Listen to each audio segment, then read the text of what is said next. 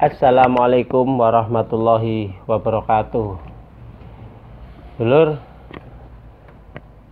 di video kali ini saya membahas mengenai perjanjian nikah. Ini mungkin dulur ada yang asing ya, namun ada juga banyak juga yang tahu perjanjian nikah. Sebenarnya perjanjian nikah itu penting dulur, penting sekali dilakukan, karena tujuan daripada perjanjian nikah adalah dimana dulur bisa melakukan tindakan-tindakan perjanjian mengenai harta bawaan, harta yang dibawa sebelum pranikah, sebelum menikah.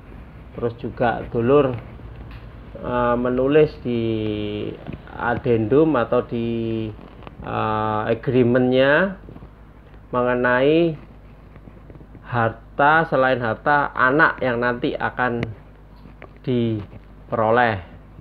Terus dulur juga bisa mencantumkan mengenai kewajiban-kewajiban daripada si suami maupun si istri, hak dan kewajiban yang harus dipenuhi situ dulur.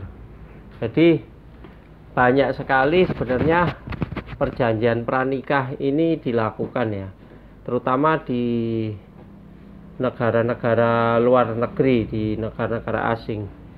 Sedangkan di Indonesia ini masih kurang begitu familiar, masih kurang begitu banyak dilakukan.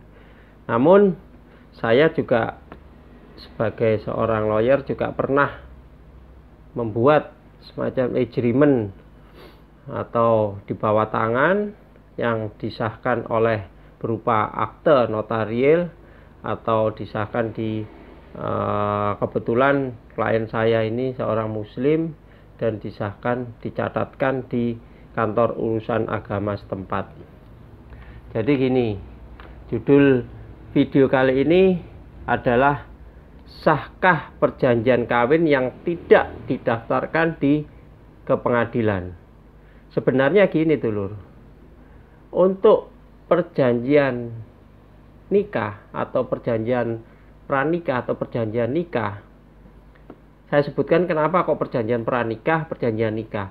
Perjanjian pranikah dibuat sebelum terjadi pernikahan, sedangkan perjanjian nikah dibuat saat terjadi pernikahan. Jadi dulur bisa membuat perjanjian apabila sudah menikah, mana-mana yang disampaikan di dalam agreement atau perjanjian itu, pasal-pasal apa yang nanti disebutkan di situ, kan seperti itu. Terus judul tadi tanpa didaftarkan di pengadilan tetap sah dulur, tetap sah. Jadi walaupun tidak didaftarkan di pengadilan atau dibuat legalisir di pengadilan, tetap sah. Yang penting di depan pejabat yang berwenang, maksud saya di depan akte notarial, jadi berupa akte otentik, di mana akte otentik tersebut merujuk kepada KUH Perdata, terutama tentang perjanjian, yaitu 1320, 1313, pasal 1314 dan seterusnya. Sedangkan untuk perjanjian pranikah ini banyak juga dilakukan oleh orang-orang tertentu yang ada di Indonesia, seperti itu. Saya dulu pernah, ini kejadiannya sekitar tahun 2005. Ini seorang klien saya ini meminta saya untuk dibuatkan perjanjian pranikah. Di situ tertulis isi-isi daripada perjanjian tersebut, terutama mengenai hak asuh anaknya, terus nafkah-nafkah yang harus diberikan setiap bulan, terus juga kedudukan harta daripada harta bawaan masing-masing pasangan tadi. itu disebutkan di situ semuanya. Dan setelah kita buat, baru didaftarkan di kantor urusan agama atau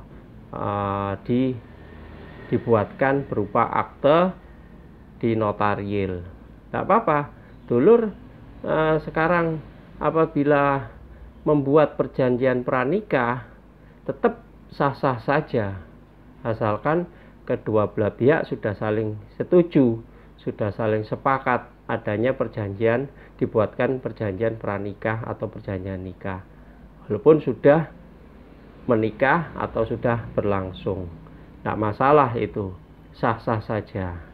Dan apabila salah satu pihak melakukan ingkar janji, ya dulur bisa mengajukan gugatan, baik itu gugatan di pengadilan tentang wan prestasi, gugatan ingkar janji, maupun dilampirkan dalam gugatan apabila dulur sudah mau pisah, istilahnya gugatan perceraian.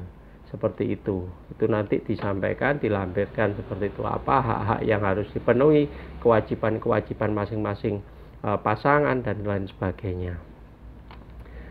Untuk perjanjian nikah atau perjanjian pranikah sendiri, ini diatur dalam Undang-Undang Perkawinan nomor 1 tahun 74 yang sekarang diperbarui lagi menjadi Undang-Undang nomor 16 tahun 2019.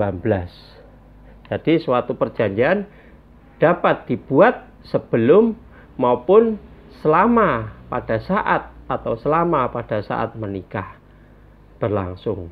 Jadi judul tadi kalau seandainya tanpa dicatat di pengadilan negeri tetap sah, asalkan apabila muslim bisa disampaikan atau dicatatkan di kantor urusan agama setempat, apabila non muslim bisa dibuatkan berupa akte notarial dan dicatatkan di Discapil setempat. Seperti itu dulur ya.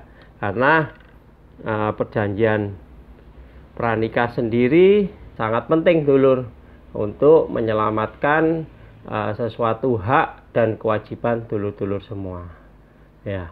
Sedangkan persyaratan daripada perjanjian, pendaftaran perjanjian nikah atau perjanjian pranikah, yang pertama adalah yang jelas KTP daripada pemohon masing-masing suami maupun istri, KSK ya toh.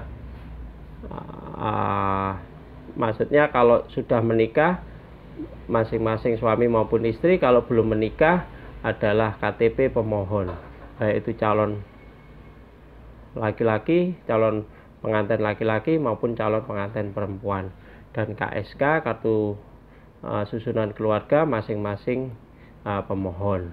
Dan juga apabila sudah menikah bisa buku nikah seperti itu. Apabila belum menikah bisa berupa lainnya, bisa berupa salinan akte notarial atau akte yang sudah dibuat dalam perjanjian pranikah tersebut ya. Itu di aslinya dilampirkan dalam pendaftaran di Discapil kalau seandainya non muslim. Kalau seandainya muslim bisa langsung dicatatkan di kantor urusan agama setempat.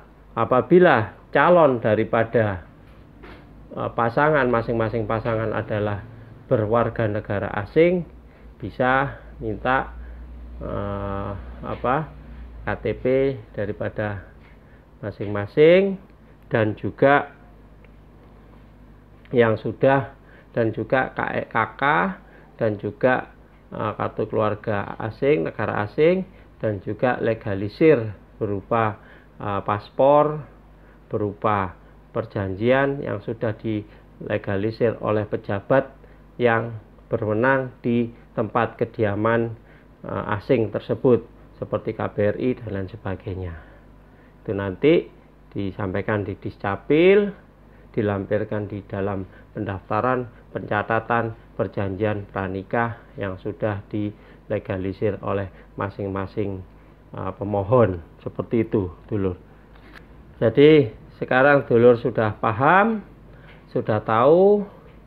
Sekarang ini hukum semakin berkembang. Jadi apabila tidak salah, apabila dulur mengikuti perjanjian, melaksanakan perjanjian pranikah apabila dulur mau menikah, agar tidak di kemudian hari tidak terjadi sengketa yang bisa merugikan dulur-dulur sendiri. Dasarnya hukumnya adalah nomor 1 tahun 74 dan Undang-Undang Perkawinan terbaru nomor 16 tahun 2019, dan juga peraturan-peraturan lain, yaitu peraturan Adminduk, peraturan Dirjen, peraturan Discapil, surat edaran Dirjen nomor 472 2017 tentang perjanjian perkawinan, terus peraturan-peraturan surat edaran Dirjen Kementerian dan Kemasyarakatan, Departemen Agama, dan lain sebagainya. Jadi saya kira seperti itu.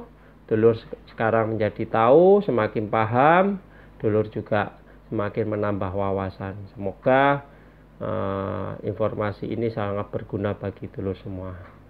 Jangan lupa like, comment, share, dan subscribe. Wassalamualaikum warahmatullahi wabarakatuh.